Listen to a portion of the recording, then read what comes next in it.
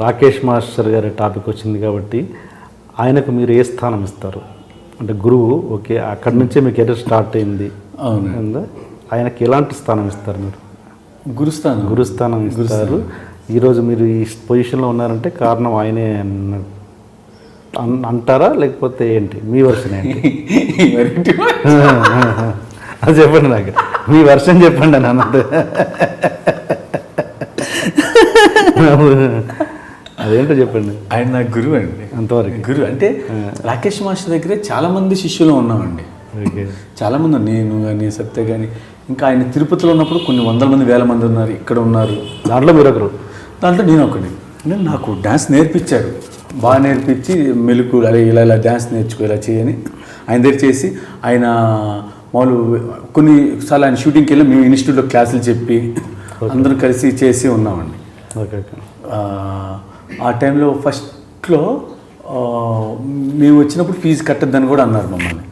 Fee కట్టద్దు, నా దగ్గర ఉండమంటే మేము బయట ఉండేవాళ్ళం, వచ్చేసి మేము మాస్టర్ గారి దగ్గర ఉండే అందరం కలిసే ఉన్నామండి. అంటే అప్పటి నుంచి ఉన్నామని ఆ చిన్న ఇది ఉంటుందండి. కానీ మూవీస్ దగ్గరికి వస్తే ఎవరి కష్టం వాళ్ళదే అండి. కానీ ఆయన ఎప్పుడు అడిగినా ప్రియ శిష్యుడు ఎవరంటే శేఖర్ మాస్టర్ అంటారు. అంత కష్టపడ్డామండి మాస్టర్ గారి దగ్గర, నేను సత్య కానీ. ఇప్పుడు నాకు ఎవరున్నారు గురువు అంటే ఇంకా ఆయన ఒక్కరే కదండి. ఇంకా మీరు ఇచ్చిన దీనికి ఏదైనా గురుదక్షిణ ఇచ్చారా? ఏదైనా ఇచ్చే ఉద్దేశం ఉందా? అంటే మనం ఇస్తాం అనుకున్నా అది చెప్తే బాగోదండి. అది ఒకళ్ళు నేను ఇచ్చినా చెప్తే బాగోదండి. అది గురువు. అంటే ఆయన ఒక విషయంలో చిన్న అప్సెట్ అయినట్టున్నారు. ఖైదీ నెంబర్ 150 సినిమాకి మీరు ఆయనకి ఇంటిమేషన్ ఇవ్వలేదని ఆయన చాలా హర్ట్ అయ్యారంట. అది దాంట్లో అసలు ఏం జరిగింది? అంటే అప్పుడు ఫస్ట్ నేను వెళ్ళేటప్పుడు సాంగ్ ఇక్కడ సెట్ సాంగ్ మీరు చేయాలి అన్నారు.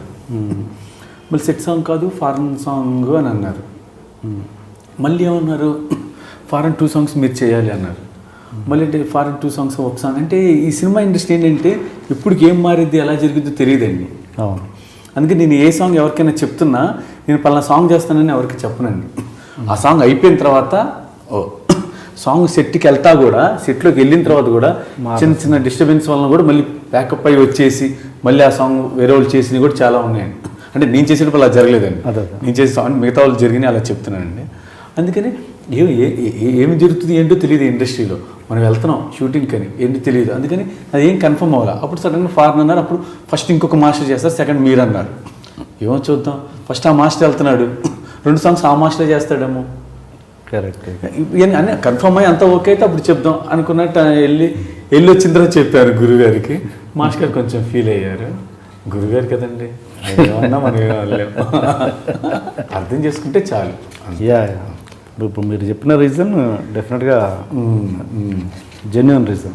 నేను ఎక్కడైనా నా ఫేస్బుక్ పేజీలో కూడా వేస్తానంటే నేను వద్దంటానండి. అది మీరు పలానా సినిమా చేస్తానంటే వద్దండి. నేను మామూలుగా చెప్తాను, నేను సాంగ్ చేసి వస్తా, సాంగ్ చేసి వచ్చినప్పుడు అప్పుడు మీరు వేయండి.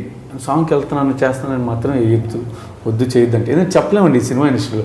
ఎన్నో మారుతూ ఉంటే, ఎన్నో చేస్తూ ఉంటే ఎందుకు అని అదొక్కటే. ఇప్పుడు మన కెరీర్లో మనం బిగినింగ్లో కొంతమందితో ట్రావెల్ చేస్తాం సార్. ట్రావెల్ చేస్తున్నప్పుడు అనుకోకుండా మీరు ఒకరు సక్సెస్ వస్తుంది, ఒకరు వెనకబడి ఉంటారు. సపోజ్ ఆ సక్సెస్ వచ్చిన వ్యక్తి మీరే అనుకుందాం. సక్సెస్ అయిన తర్వాత ఈ ట్రావెల్ చేసిన వ్యక్తులతోటి ఆటోమేటిక్గా ఒక గ్యాప్ వస్తుంది. ఎందుకంటే వాళ్ళు అదే పద్ధతిలో అదే రిలేషన్ మెయింటైన్ చేయడానికి ఇష్టపడతారు. బట్ ఈ సక్సెస్ అయిన వ్యక్తి మాత్రము ఆ రిలేషన్ని కంటిన్యూ చేయడానికి ఇష్టపడరు. ఆ క్లోజ్నెస్ అంటే సపోజ్ పబ్లిక్గా ఒరే అనడము, లేదా అలాంటి చిన్న చిన్న రీజన్స్, ఆ గ్యాప్ అనేది ఆటోమేటిక్గా వస్తుందన్నమాట. అది మీరు మీ విషయంలో అదే ఏమైనా జరిగిందా?